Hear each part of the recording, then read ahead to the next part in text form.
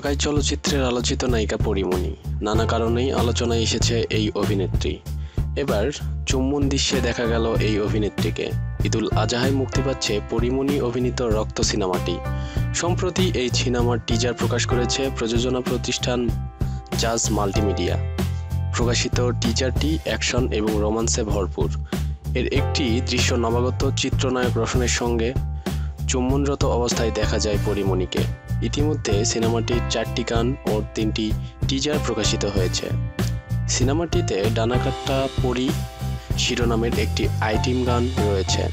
ওয়াজেদ আলী সুমন পরিচালিত ব্যয়বহুল এই সিনেমায় পরীমণির বিপরীতে অভিনয় করছে নবাগত রোশন। এছাড়াও আরও অভিনয় করেছে অমিত হাসান, আশিস বিদ্যার্থী সহ অনেকে। ধন্যবাদ। আরও নিত্য নতুন বিনোদনের খবর জানতে আমাদের রিপোর্টার জব্বার চ্যানেলটি সাবস্ক্রাইব করতে ভুলবেন না।